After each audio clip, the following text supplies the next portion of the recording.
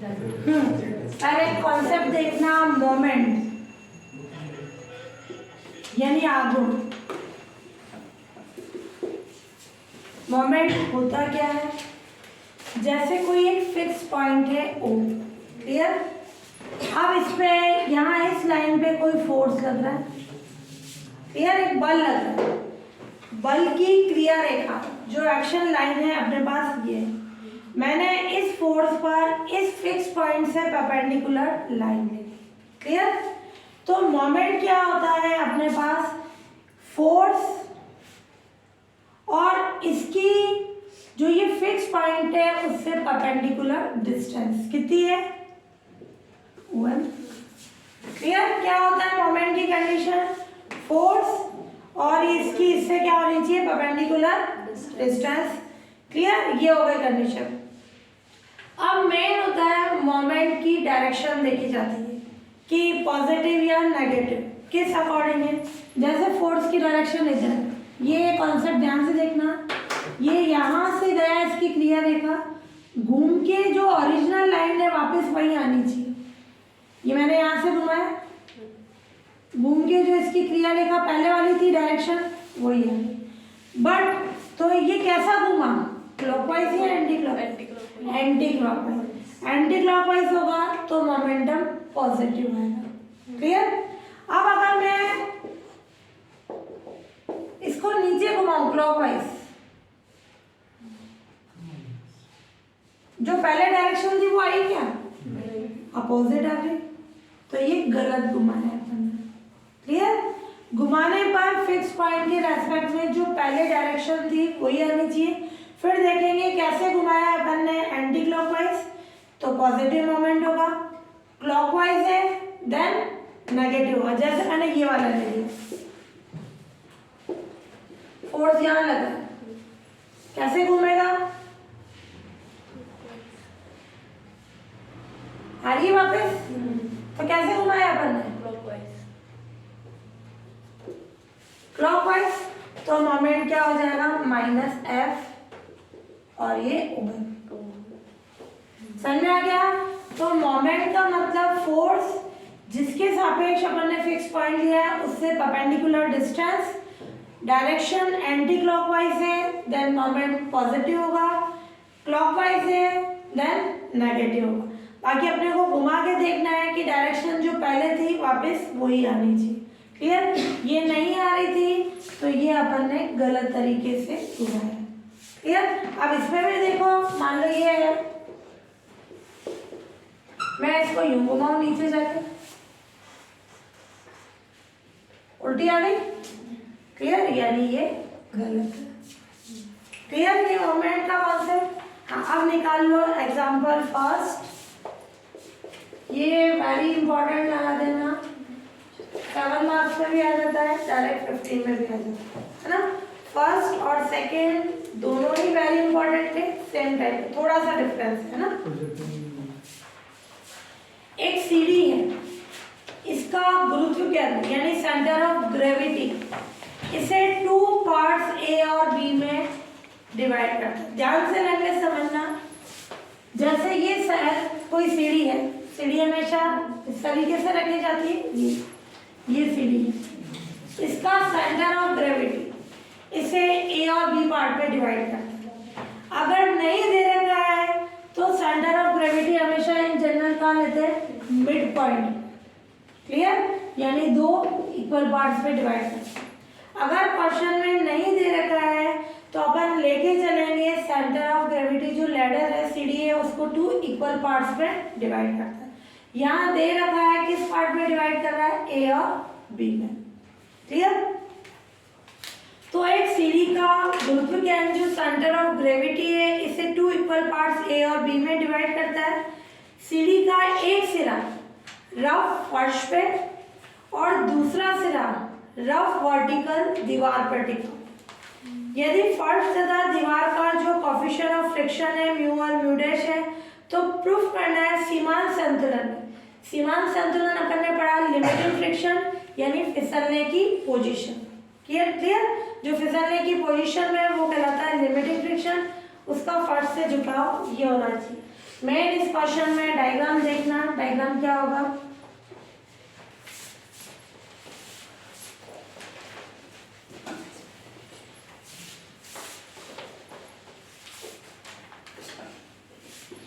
ये सीढ़ी है, इसका सेंटर ऑफ ग्रेविटी उसे कितने पार्ट्स में डिवाइड कर रहा है, ए और बी। ये सीढ़ी का एक सिरा रफ फर्श में, ये कैसा है, रफ फर्श, क्लियर। और दूसरा क्या है, ये एक सिरा यहाँ पे, ये मान लो ये रफ है, और दूसरा सिरा दीवार, दीवार ऐसे ही होगी वर्टिकल, ये भी कैसी है, रफ है। जहां रफ वर्ड आ रहा है वहां फ्रिक्शन आ जाएगा, क्लियर। कल अपन ने पढ़ा कंडीशन क्या थी फ्रिक्शन की, अगर ये अपन फोर्स लगा रहे हैं, ये राइट साइड में स्लाइड कर रहा है या स्लाइड करने की पोजीशन में है या इक्विलिब्रियम में है, हमेशा जहाँ स्लाइड हो रही है उसके अपोजिट डायरेक्शन में क्या लगता है, फ्रिक्शन, क्लियर। उसकी वैल्यू क्या होती है, म्यू1, F इक्वल्स टू म्यू1। जहाँ स्लाइड हो रही है उसके अपोजिट डायरेक्शन में F लगता है, ये म्यू1। म्यू कौन है, coefficient of friction, clear. Question में दे रखा है अपने को जो लैडर है और इसका फर्श के साथ कोएफिशिएंट ऑफ फ्रिक्शन कितना है, म्यू। ये सीढ़ी है अपने पास, ये फर्श है, ये दीवार है, क्लियर। तो यहाँ इसके साथ कोएफिशिएंट ऑफ फ्रिक्शन कितना है, म्यू। सीढ़ी का दीवार के साथ कितना है, वॉल के साथ म्यू डैश, क्लियर। ये क्वेश्चन में दे रखा है अपने को। तो प्रूफ करना है सीमांत संतुलन में सीढ़ी का फर्श से झुकाव, ये सीढ़ी, ये फर्श, ये इससे झुकाव, कुछ भी मान लो थीटा, ये थीटा अपने को फाइंड करना है, क्लियर। ये जी, ये ए और बी के रेशियो में डिवाइड करना है। क्या इसमें बोलना है क्या सीढ़ी वेटलेस है, नहीं, यानी सीढ़ी का जो वेट होगा वो कहाँ होगा, उसकी सेंटर ऑफ ग्रेविटी पे, वो वेट हो गया W, नीचे की ओर, क्लियर। ये आ गई कंडीशन। फिर इसमें अपन ने ले लिया कि ये मान लो स्लाइड कर रही है इस तरीके से, मैं छोटा डायग्राम बना रही हूँ,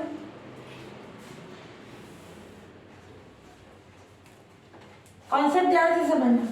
ये सीढ़ी इधर फिसल गई, इधर फिसलने का मतलब मैं डैश डैश में बना रही हूँ, उसकी पोजीशन यहाँ चेंज हो गई, फिसल के इधर आ गई, यूं खड़ी थी, यूं फिसल गई, कहाँ फिसली, इधर कहाँ फिसली, इसकी पोजीशन कहाँ थी, ए पे, कहाँ आ गई, कहाँ मोशन की, लेफ्ट साइड में। जहाँ उसकी स्लाइड हुई उसके अपोजिट डायरेक्शन में क्या लगेगा, फ्रिक्शन।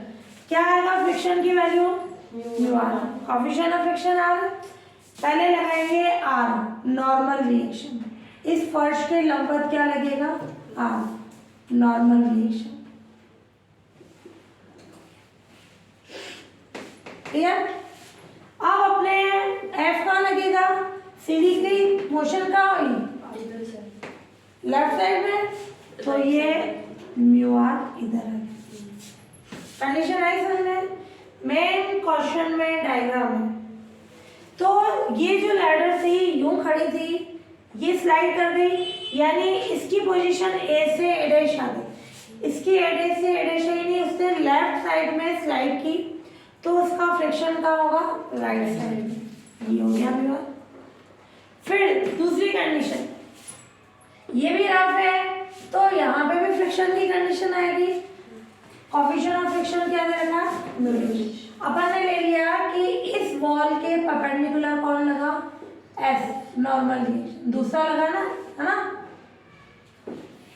यू ने इधर आ रहे तो आर, ये दूसरा एस आ गया। अब ये स्लाइड कहाँ से कहाँ आई, इधर से नीचे स्लाइड आ गई, नीचे आ गई तो उसका फ्रिक्शन क्या लगेगा, ऊपर। ये लगा अपना कितना होगा, mu R normal reaction. Coefficient of friction कितना है, और ये क्लियर, ये ऊपर की तरफ आ गया। है इस डायग्राम में प्रॉब्लम, सीढ़ी थी, सीढ़ी इस तरह से रखिए, इसका एक सिरा रफ फर्श पे, दूसरा रफ दीवार पे। अगर क्वेश्चन में बोलता दीवार स्मूथ है, कोएफिशिएंट ऑफ फ्रिक्शन में नहीं दिया होता, केवल उस कंडीशन में नॉर्मल रिएक्शन आ जाता कि यहाँ उस पे टच हो रही है, उसको बैलेंस करने के लिए नॉर्मल रिएक्शन, ये कंडीशन नहीं आती। जो अपना नेक्स्ट एग्जांपल सेकंड है, उसमें जो ये वॉल दे रखी है, दीवार दे रखी है, वो अपने स्मूथ दे रखी है, तब वहाँ म्यू डैश एस नहीं है। क्लियर, दोनों में ये डिफरेंस है, बाकी पूरा कॉन्सेप्ट वही है। तो ये सीढ़ी का सेंटर ऑफ ग्रेविटी अगर दे रखा है ए और बी में डिवाइड कर रहा है तो ठीक है, नहीं दे रखा है तो मिड पॉइंट लेके चलना। इसका वेट डब्ल्यू नीचे की ओर, फर्श के परपेंडिकुलर नॉर्मल रिएक्शन, सीढ़ी स्लाइड इधर करी, ये वाला रफली डायग्राम बना देना, इसकी पोजीशन डैश वाली है तो यानी लेफ्ट में स्लाइड करी, घर्षण बल उसका फ्रिक्शन जो है फोर्स ऑफ फ्रिक्शन राइट में लग गया, यहाँ नीचे स्लाइड करी तो ये ऊपर आ गया। क्लियर, ये आ गई अपने डायग्राम की कंडीशन। ये यहाँ ले लो डी, ये ले लो ई, क्लियर, और ये ए और ये बी। क्लियर, तो ये भी एक लैडर जो है सीढ़ी है, उसका अपन ने ले लिया, रफ जो फर्श है प्लेन है उससे कितना झुका हुआ है अपना, ये थीटा। क्लियर, ये कंडीशन लेके चले। और ये फ्लोर भी कैसा बोल रहा है, हॉरिजॉन्टल है ना, तो ये लेट ए बी एक लैडर है, सीढ़ी है। क्लियर, और फिर ले इसमें इसका सेंटर ऑफ ग्रेविटी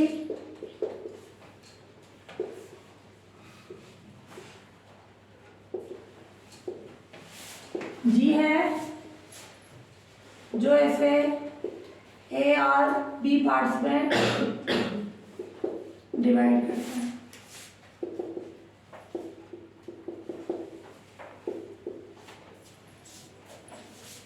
क्लियर, और जो सीढ़ी का वेट है वो कितना है, डब्ल्यू।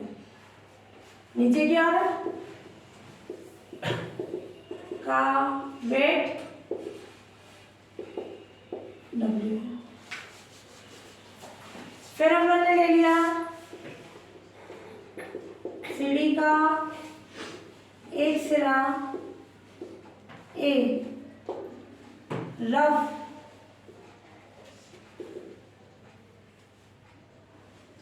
हॉरिजॉन्टल फ्लोर है ना, ये क्षैतिज है और शून्य दे रखा है। फ्लोर कैसा अपना फर्श रफ है। क्लियर, एक सिरा ए रफ हॉरिजॉन्टल फ्लोर के कांटेक्ट में है, एंड दूसरा सिरा बी रफ जो दीवार है यानी वॉल है के कांटेक्ट में है।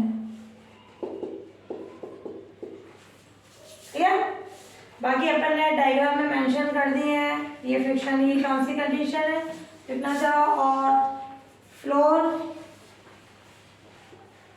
के परपेंडिकुलर ये लाइट कर लिया, नॉर्मल रिएक्शन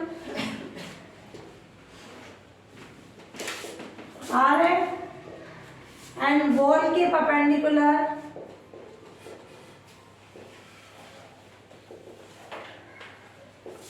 नॉर्मल रिएक्शन ऐसे।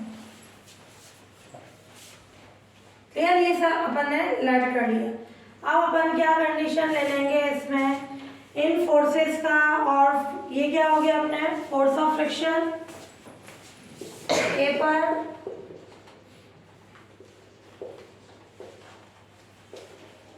Force of friction mu R, मैंने ये डायरेक्शन बता दी है ना, राइट साइड में एंड वॉल ये पॉइंट बी पर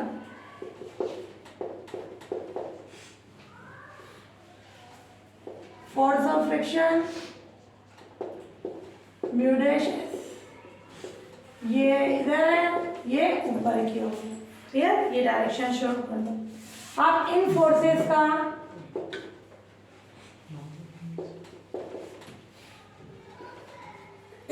हॉरिजॉन्टल एंड वर्टिकल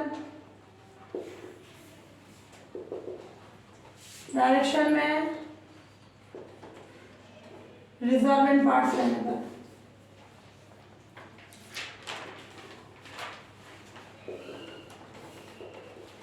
रिजॉल्वेंट यानी वियोजित पार्ट,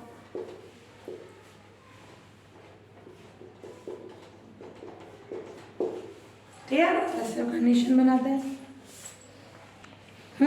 ये भी ऐड कर लेना, जो ये लैडर है उसका जो हॉरिजॉन्टल फ्लोर है उसका एंगल कितना है, थीटा है ना, थीटा का अल्फा लॉ किसी भी फॉर्म में। अब मैं सबसे पहले ये बीच में ले लेना, अब इनके रिजॉल्वेंट पार्ट्स ले लो, ध्यान से देखना, ये एस क्षैतिज है, हॉरिजॉन्टल है, और कौन सा है म्यू आर, ये एक दूसरे को बैलेंस करेंगे, यानी एस किसके इक्वल होगा, ये लेफ्ट में है, ये राइट में है, ये दोनों क्षैतिज है, हॉरिजॉन्टल है, तो एक दूसरे को बैलेंस करेंगे। इस लैडर पे तो लग रहा है सारे लैडर बैलेंस है, यानी ये एक दूसरे को बैलेंस करेंगे। फिर वर्टिकल ऊर्ध्वाधर कौन से है, ऊपर की ओर आर म्यू डैश एस, किसको बैलेंस करेंगे, डब्ल्यू, सीडी के वेट को। कंडीशन है ऊपर कौन लगा, आर म्यू डैश एस, किसको बैलेंस करेंगे, डब्ल्यू, ऊपर वालों का सम इज इक्वल टू नीचे वालों का सम, नीचे एक ही लगा, ये आ गई कंडीशन। अब मैंने एस भी लेट किया था, आर भी लेट किया था, तो यहाँ पे कंडीशन ध्यान से देखना, सीढ़ी घूमेगी किसके रेस्पेक्ट में, पॉइंट बी की, क्लियर, किसके रेस्पेक्ट में घूमेगी, पॉइंट बी के रेस्पेक्ट में, क्लियर। तो यहाँ मोमेंट जो लेंगे बी के रेस्पेक्ट में लेंगे, तो बी के रेस्पेक्ट में ले रहे हैं, तो इन दोनों की बी से परपेंडिकुलर डिस्टेंस कितनी है, इन दोनों फोर्सेस की है ही नहीं, दोनों ऐसी लाइन पे पॉइंट पे तो लग रहे हैं, अगर कोई फोर्स इसी पॉइंट पे लग रहा है तो इसकी परपेंडिकुलर डिस्टेंस क्या होगी, होगी नहीं, जीरो। तो एस और म्यू डैश की बी से परपेंडिकुलर डिस्टेंस क्या होगी, जीरो, यानी एस तो हट जाएगा, क्लियर, एस बस केवल यहाँ रहा, हट गया, तो अब अपने को आर हटाना है, तो पहले क्या करें, इन दोनों से एस की वैल्यू को एलिमिनेट कर दें, ये फर्स्ट सेकेंड, तो ये क्या ले रहे हैं, by equation first and second, S को हटा दो, R plus mu dash mu R equals to W, R कितना हो जाएगा, ये आर भी बाद में हटा देंगे, क्लियर, ये आ गई कंडीशन अपने पास। तो ये अपने हॉरिजॉन्टल वर्टिकल कंपोनेंट्स एक दूसरे के इक्वल किए, पहले दोनों से एस को हटाओ, एस के बाद अपन क्या ले रहे हैं, आर की वैल्यू हटाएंगे। अब पॉइंट बी के रेस्पेक्ट में मोमेंट लेने पर क्या आ जाएगा, पॉइंट बी के रेस्पेक्ट में मोमेंट लेने पर, यानी क्या लें, मोमेंट यानी आगे, ध्यान से देखना कॉन्सेप्ट, ये थ्योरम है कि जितने भी फोर्सेस हैं उन सबका बी के रेस्पेक्ट में मोमेंट का एल्जेब्रिक सम जीरो होता है, जितने भी आगुण आएंगे उन सबका एल्जेब्रिक सम करेंगे, वो कितना होगा, जीरो। तो कितने कौन कौन से फोर्स है, S mu dash S mu R R W, इन सबका बी के रेस्पेक्ट में मोमेंट्स का एल्जेब्रिक सम कितना होगा, जीरो। बी के रेस्पेक्ट में क्यों लिया, सीढ़ी घूमेगी बी के रेस्पेक्ट में, क्लियर, इसलिए अपन बी के रेस्पेक्ट में लेंगे। क्या क्या कंडीशन है, एस की बी से कितनी परपेंडिकुलर डिस्टेंस है, जीरो, म्यू डैश एस की कितनी है, जीरो। अब ध्यान देखना, म्यू आर कितनी है परपेंडिकुलर डिस्टेंस, बी, बी तो है, तो ये बी। मोमेंट क्या होता है, फोर्स इनटू परपेंडिकुलर डिस्टेंस। आप देखिए डायरेक्शन एंटी क्लॉकवाइज है या क्लॉकवाइज है, घुमाओ इसको, इस फोर्स को, कैसे घुमा, आ रहा है वापस वही डायरेक्शन, कैसे घुमा, एंटी क्लॉकवाइज, तो यहाँ प्लस। क्लियर। फिर और कौन सा फोर्स है, आर, आर के लिए क्या लें,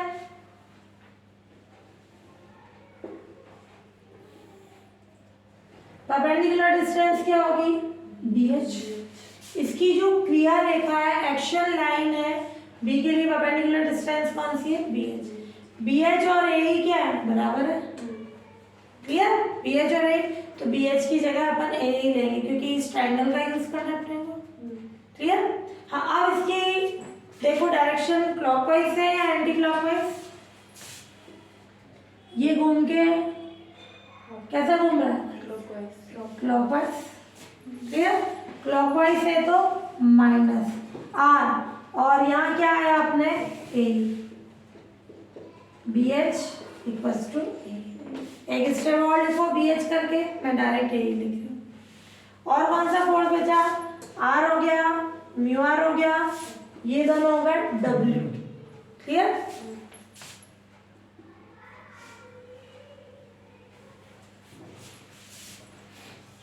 क्या आ जाएगी, ये ले लो L,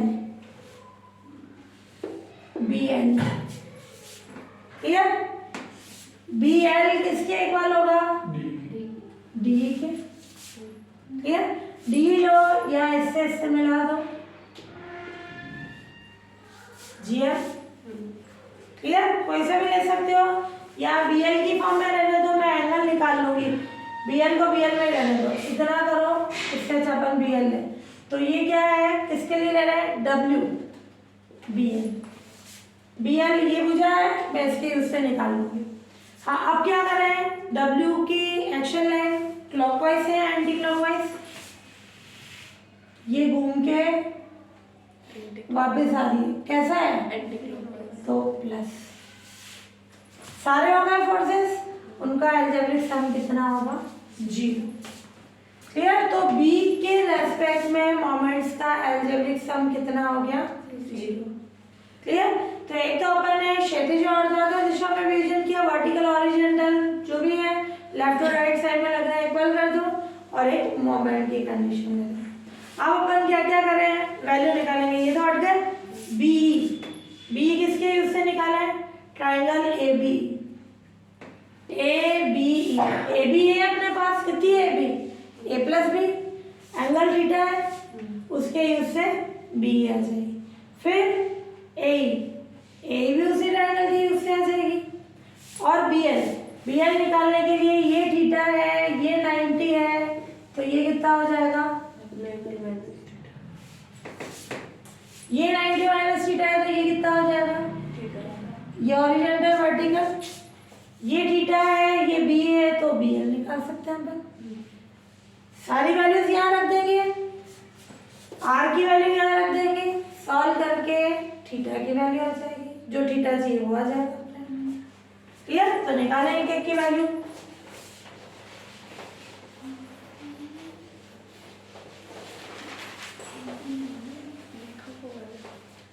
क्या लें, इन ट्राइंगल AB मैं अलग से बना दी है ना, ये BE, ये कितना है,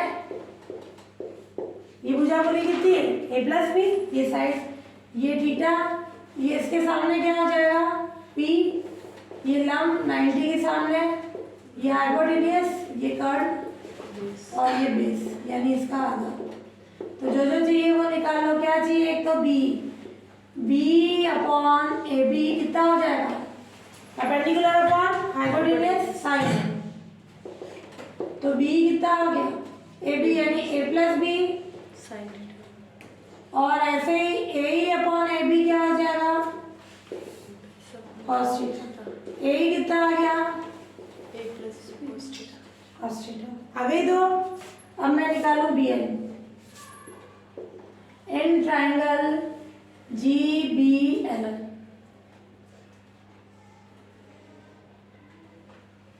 ये थीटा, ये 90, ये बी एल जी, ये 90 के सामने हाइपोटेन्यूस, ये पी बी, ये स्मॉल बी है। जो भुजा दे रखी होती है, जो साइड दे रखी होती है, उसी फॉर्म में निकाला जाता है। क्या निकालना है? B L.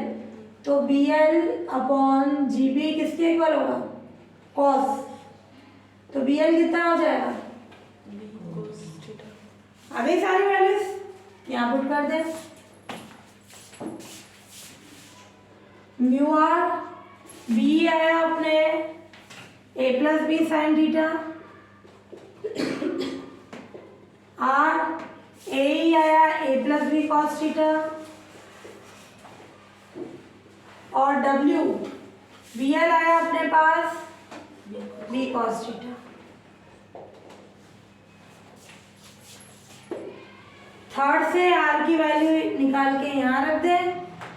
टेन थीटा की फॉर्म में प्रूफ करना है, टेन थीटा की वैल्यू निकाल लेंगे।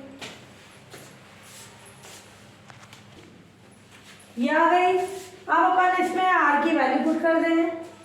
म्यू आर है W 1 plus mu dash upon mu A plus B sine theta, minus R की वैल्यू रखें W 1 plus mu dash mu, ये है कॉस थीटा, और ये है W B cos theta is equal to 0। अपने को ये टेन थीटा की फॉर्म में प्रूफ करनी है। कॉस थीटा से डिवाइड करा दो, क्या आ जाएगा? Mu W 1 plus mu dash mu A plus B tan theta, W upon 1 plus mu dash mu plus W B is equal to 0।